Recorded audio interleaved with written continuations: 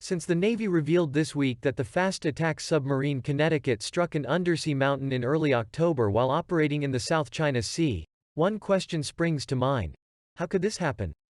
How could a $3 billion Seawolf-class boat, considered one of the Navy's most formidable and advanced, crash into an undersea landmass?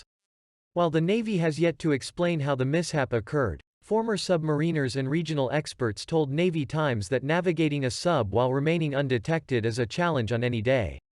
"You don't have any windows, you can't see outside," Brian Clark, who spent 25 years as a U.S. submariner, told Navy Times.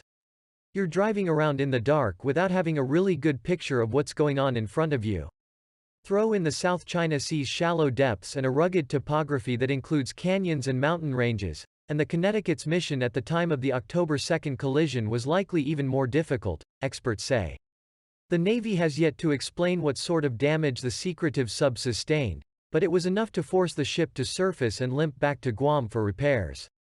Exactly what Connecticut was up to in the contentious South China Sea at the time of the mishap also remains unclear, although officials have said the boat was operating in international waters. The Japan-based U.S. 7th Fleet said in a statement last week that it is determining whether anyone will face disciplinary action for the mishap. If the sub was trying to stay undetected at the time and relying on so-called passive sonar to listen for ships, marine life or other obstacles, it would have given up some environmental awareness in the process, said Clark, who now heads the Hudson Institute's Center for Defense Concepts and Technology. "You don't want to reveal your location unless you have to," Clark said. "It gives you a very constrained area to operate in. Such subs have active sonar that can further help the crew know what's in the water with them, but using that asset costs them stealth," he said. In other environments, like the Arctic, subs will often run their active sonar because the risk of hitting ice keels, the submerged part of an ice ridge, outweighs staying undetected, Clark said. Clark suspects the Connecticut mishap was more a function of difficult terrain than a readiness issue. "This incident is in an area where you'd be doing intense operations," he said. "I have to assume that this was all thought through, and it just ends up being a low-probability event."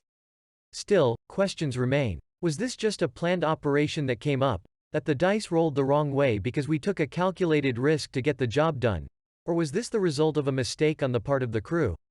Clark said. At this point, the retired submariner said he didn't think the Connecticut's accident bore much similarity to the 2005 mishap involving the submarine San Francisco, which crashed into a seamount while underway nearly 400 miles southeast of Guam. It would seem like there would have been a lot of planning in place to support Connecticut's operation, whereas the San Francisco was just transiting from one place to another and not being prudent enough to stay away from the bottom and avoid seamounts, Clark said.